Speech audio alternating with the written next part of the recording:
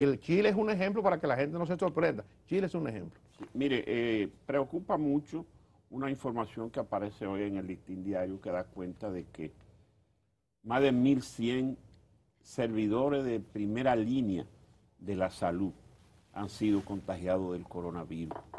Eso es preocupante y es una alerta no solamente a las autoridades, sino a la población de que hay que cooperar con el programa tendente a combatir el coronavirus. Esa gente que está contrario a la vacunación, que se revise, y a las autoridades que fortalezcan la campaña de orientación y educación de eso, porque a esa gente que estuvo trabajando tanto tiempo, hace año y tanto, y ahora está enfermo porque se contagió sirviendo, a esa gente nosotros tenemos que pagarle con gratitud, y la gratitud es fortalecer el programa de educación para que se vacune la población. Bueno, pero además de gratitud hay que pagarle también con dinero. Aquí, y esto me hablo incluso de una perspectiva muy personal, de un enfoque muy personal. Esta pandemia, yo creo que a todos, y yo reitero, en mí personalmente todavía más, nos ha hecho reflexionar mucho sobre el papel y la importancia en la sociedad del personal médico y de salud, y cómo debe ser bien retribuido. Las historias que están saliendo, Freddy cita este caso de 1.000 y tantos personal médico que han sido contagiados con el virus. Se habla en el fin de semana de un caso en Barahona donde creo que fueron 9 enfermeras que estaban contagiadas en un hospital. Pero eso se da con frecuencia y ha sido la historia de toda esta pandemia a nivel global. No solamente el contagio, las muertes en personal de salud, sino también el sacrificio que han tenido que hacer en horas de trabajo, en desgaste emocional e incluso lo que pesa desde el punto de vista de la salud mental, ver a tanta gente morir. De hecho, hay una historia el fin de semana de un doctor, ahora me disculpa, no recuerdo su nombre, un intensivista, creo que es presidente o vicepresidente de la Sociedad de Intensivistas, que hablaba de cómo lloran esos médicos cuando cada vez que pierden, frecuentemente cuando pierden un paciente. Pero lo sienten incluso además de la empatía personal como un fracaso. Y por eso hay que reconocer a este personal de salud siempre, y creo que ahora en este proceso todos nos hemos dado cuenta de su importancia, o hemos dado aún más cuenta de la importancia que tiene. Aquí decía la semana pasada el director del Servicio Nacional de Salud sobre eso, porque no siempre es noticia que murió un médico o una enfermera afectado de coronavirus. Eso pasa y los parientes, los amigos lo saben, y es una información que se maneja a ese nivel, pero de lo que estaba hablando Mario Lama es una cifra importante lo que está ocurriendo. Evidentemente son gente que está en primera línea, son los que reciben de manera directa o tratan con los pacientes. Ahí el caso de Barahona se habla de una cantidad importante de enfermeras de un mismo centro. Creo que hablaban de entre 10 y 14 enfermeras que están contagiadas con el virus. Bueno, son las que lidian con los pacientes, son las que tienen que tratar a la gente, los médicos y las enfermeras. Escuché el día pasado a José Joaquín Puello, que es un hombre mayor. José Joaquín debe tener 70 y 76, 74, no sé.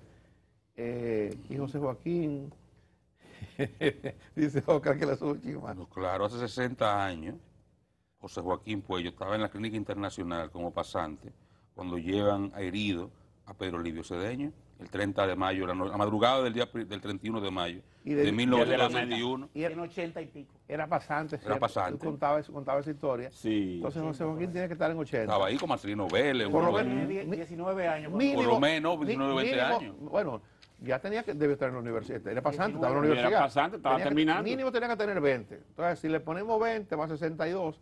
60 son 80. Pero él se ve bien. 80. Está entero, enterito. Pero digo, un hombre de 80 años con esa jornada intensa. El día pasado le escuché decir sobre estas cosas, cómo se la ingenia él. El que va a verlo, yo me ha tocado irlo a ver un par de veces por un pariente que le he llevado. Y cuando voy a su consultorio, el hombre está forrado de arriba abajo, pero forrado, con dos y tres mascarillas puestas. Como debe Como ser. debe Y ser. cuenta él que en ocasiones cuando él siente que ha estado metido en ese mar de COVID, tratando casos, entonces se hace la prueba para descartar, ¿verdad? Pero Sí. es una situación realmente que yo creo que uno no ha evaluado. En Italia, por ejemplo, fue donde más ocurrió y donde se dieron esos casos primero terribles, con una comunidad donde había muchos envejecientes, una gran cantidad de médicos se contagiaron, murieron en los momentos en que uno no tenía mayores informaciones de lo que estaba ocurriendo, de cómo se manifestaba el coronavirus, de cómo esto se producía, hasta que un buen día se supo que generaba, por ejemplo, el tema de la coagulación de la sangre como parte de los efectos, los problemas pulmonares que genera. Pero en ese momento una gran cantidad de médicos murió y han seguido muriendo, y digo yo que esto pasa desapercibido para el gran público, lo ven sus compañeros, lo lloran sus compañeros, lo lloran sus familiares, pero ciertamente mucha gente se nos ha contagiado y mucha gente de ese personal se nos ha muerto, no solamente médicos y enfermeras, sino personal que opera y que hace vida en el hospital como parte de su responsabilidad. Y tú te fijas, que mencionas Europa, yo no creo que aquí se le haya dado reconocimiento a los médicos que se le da en otras partes del mundo. Europa, por ejemplo, en Estados Unidos. Para citar solamente un caso, ayer se celebraba la final de Roland Garros, el Abierto de Francia, y el trofeo lo llevan una enfermera y un médico. Y así usted está viendo, cada vez que hay un evento importante en Estados Unidos, el Super Bowl, unos médicos también fueron llevados al terreno. O sea, cada vez que hay un evento importante en Europa, Estados Unidos, por lo menos que son los que uno ve aquí a nivel de deportes, siempre se busca la forma de dar un reconocimiento al personal de salud que ha estado en primera línea en esta pandemia. Aquí yo no he visto eso. Yo no sé si lo de aquí es por Aquí el presidente, no sé si es por el amigo de Freddy. El presidente lo mencionó con un aplauso cerrado en un momento, creo que fue el 27 de febrero o el 16 de agosto. Yo no Se sé si hizo lo, un monumento aquí. ¿Cuál amigo ¿Cuál mío? amigo de Freddy? no sé si aquí es eso por el amigo de Freddy, que está como presidente del colegio, que es un hombre Bueno, amenazó con dejarlo al Sí, hospital. no, pero el amenazado siempre. Hoy hay una huelga sectorial. él iba de una vaina pasada semana, quiere que el presidente intervenga que agarre una jueza del Tribunal Superior Administrativo y le dé pau. Ahora la ponga en la pierna y le haga así. Porque él cree que la dictadura que él vive en su colegio es la dictadura que se vive en este país. No entiende eso. Sí. Pero no, yo no hablo. Yo siempre he dicho, ese señor no representa necesariamente la clase médica. A los médicos, A mí lo que me a los médicos tipo José Joaquín Puello. A mí lo que por me ejemplo. sorprende es Y buen lo pediatra. solidario que son los médicos con él. Pero una cosa increíble. Porque él representa a los médicos, aunque él no es lo que uno quisiera, ¿verdad? Aquí decía Mario Lama el día pasado, que yo le preguntaba sobre eso. Bueno, es que él está defendiendo su clase, ¿verdad? Lo que pasa es que Mario Lama y él peleaban en pareja, de alguna forma. Yo creo que sí. Yo no creo que sean toques. Yo creo que tú hablas con la mayoría de los médicos y tal vez muy pocos entienden que él los representa. De hecho, él tiene un divorcio absoluto. Él se quedó en la ADP. Lamentablemente, el gremialismo médico no ha evolucionado al colegio. Sigue en la ADP, sigue en el gremio. Él decía que el colegio médico no tiene razón de ser si pierde su capacidad de protesta. Bueno, eso es un gremio. El colegio es un asesor en materia de salud del Poder Ejecutivo. Tiene otra connotación, tiene otro enfoque, que él no lo entiende, lamentablemente. Pero yo creo que él no representa necesariamente a los médicos del país. Mire, ayer el Banco Central de la República emitió una nota que está en la prensa del día de hoy, hablando sobre las cosas que le gustan a Freddy, las buenas noticias, ¿verdad? Sí. El banco dice que el flujo de remesas acumula crecimiento de 60.5% de enero a mayo. Dice que en mayo del 2021 las remesas recibidas alcanzaron una cifra de 933.8 millones de dólares, monto que supera en 295 millones a la registrada en mayo del año 2020, mes en el cual inició el desembolso de ayudas económicas en los Estados Unidos en respuesta a la pandemia del COVID.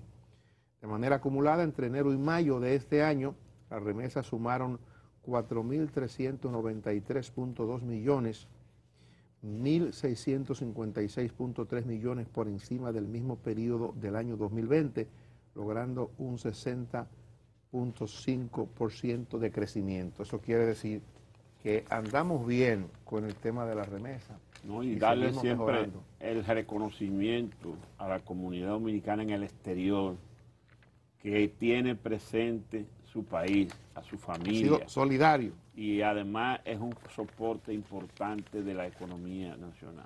Es así. Discúlpame, Omar, un dato que quiero resaltar sobre este informe del Banco Central. En mayo, o sea, comparar mayo con mayo, ¿verdad? En mayo del año 2020, o sea, el año pasado, ya estábamos en COVID y los dominicanos en Estados Unidos comenzaban a recibir los incentivos que se dispuso en su momento para el cheque de ayuda. Fueron en ese momento $2,000, creo que se le dieron 2 partidas. En mayo del año pasado, las remesas fueron 638.7 millones de dólares. Ya de por sí un incremento de casi 100 millones de dólares con relación al año anterior, al 19. O sea, un incremento de cerca de un 20%. Mayo del 21. Sí. Mayo del 21, o sea, este mes que pasó hace unos días, las remesas fueron 933 millones de dólares. Un incremento de 295 millones de dólares con relación al año anterior. Reitero, año anterior ya con el elemento del impulso económico, el cheque de ayuda que se le dio a los dominicanos, que es lo que se entiende ha generado un incremento en la remesa de forma consistente desde el año pasado. Este año, con relación al año pasado, fue de un 46% superior.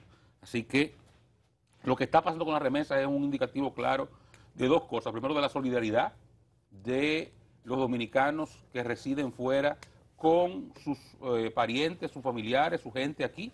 Y en segundo lugar, una necesidad que tenemos los dominicanos de darle desde el Estado mayor calor en escuchar sus opiniones, buscar qué requieren que se le pueda brindar, porque señores, usted retira la economía dominicana, una parte nada más de los 4.000, casi 4.400 millones de dólares que han entrado por remesa en este año, y yo no sé qué está pasando con el tipo de cambio o con la inflación. Si usted le quita la mitad, con la caída de los ingresos por el turismo, Sí. uno no sabe qué estuviera pasando aquí, tal vez con el tipo de cambio y Sí, con ello con la inflación. Entonces hay que darle importancia. La economía dominicana tiene un soporte fundamental en esos dominicanos que residen fuera y hay que valorarlos. Así como valoramos el turismo y le damos cariño al turismo y se invierte en eso y se va a feria, vamos a darle cariño a los dominicanos que viven fuera, vamos a hacer su feria también, vamos a ver qué quieren, vamos a ver qué podemos desde aquí, desde el Estado Dominicano, devolverle, porque su importancia es capital. Sí, sí. Ese elemento de la economía, que es la remesa, Oscar, hay que seguir hablando sobre el turismo y el esfuerzo para relanzarlo y reactivarlo. Y una parte importante es lo que hace, por ejemplo, del seguro extendido para los turistas que llegan a República Dominicana, que se coloca en esta quinta etapa, decidida por Seguro Banreservas, del Seguro Reservas, junto con el Ministerio de Turismo y el Banco de Reserva también, hasta el 31 de julio. Esto aplica ya desde el 12 de junio, o sea, antes de ayer, hasta el 31 de julio. Es una quinta etapa de aprobación de este seguro médico para protección contra COVID, cualquier situación de turistas que llegan a República Dominicana dentro de un protocolo especial y una clasificación que tiene establecida el gobierno dominicano con el Ministerio de Turismo y el Banco de Reservas. Para Dani y Freddy Sandoval, Sí. que conocieron, ustedes recordarán al general Bienvenido Mansueta Hernández. Claro, de la policía. Falleció lamentablemente, Sí, un ícono de la policía, Lo un siento hombre que mucho. formó a muchos oficiales y que tenía una cualidad que Dani y Freddy, Oscar era muy niño, Sí, Oscar no lo conoce. recordaba. Sigo siendo un niño todavía. Sí, el general Bienvenido Mansueta tenía entre su capacidad la de mediador. Dentro de la policía, esa intención comunitaria de conversar, no la represión constante, un hombre con ese perfil y de servicio, muy afable siempre. Él fue el creador de la patrulla a pie. Patrulla a pie, se llamaba, ayer estaba hablando con uno de los oficiales que participó de esa formación. Esa es la foto de Bienvenido Mansueta, míralo ahí, don Dani. Así Usted es. lo recordará. Ya de su tiempo, después de él, yo he visto que desapareció el uso de la macana. Esa patrulla a pie era con macana. La patrulla a pies que funcionaba en Radio Patrulla se llamaba Comando Regional Central de la Policía Nacional, que pertenecía a ese servicio preventivo de patrulla a pies. El general, por ejemplo, de esos oficiales que se formaron dentro de ese criterio, ese concepto de prevención. Ayer conversaba, por ejemplo, con el general Valentín Rosado Vicioso, que fue miembro de una de esas unidades, la unidad A, Grupo A. A él lo apodaban entre sus compañeros de armas el comandante H. El general Bienvenido Mansueta, pues estará siendo velado sus restos hoy en la funeraria Blandino de la avenida Abraham Lincoln, y mañana será sepultado en el cementerio Cristo Redentor, uno de esos íconos y de gente que se formó muy bien y que ayudó a formar en la policía. Muy querido en la policía, Sí, muy afable. Ciertamente, a él le tocó una época, esa época del doctor Balaguer, con las manifestaciones constantes, cuando la gente ya sentía que había un aire de libertad y comenzaba a hacer piquete, a hacer cosas, manifestaciones. A quien llamaban, quien iba era él. Tenía eso que Geomar dice, ese don de persuadir, de hablar con la gente, le buscaba la manera. Claro, cuando ya no se podía, entonces iba al otro grupo, ¿verdad? El que reprimía. Pero él era era la parte suave, la parte comunitaria. Eso le correspondió a él. Después de su ida de la policía, no recuerdo, o sea, no he sentido que alguien haya ocupado ese espacio. O sea, uno no identifica a un general con esa vocación de servicio. Por lo menos de servir en esa parte de comunicación. Bueno, miren, ayer se produjo la operación, bueno, el sábado, la operación 13. Que no augura buena cosa ese número. Cambió el chucho la Procuraduría ya de... 13 allanamientos, apresaron 10. Fueron 15 allanamientos, apresaron 10 en la operación 13. Ajá. Es un palé. Y ahí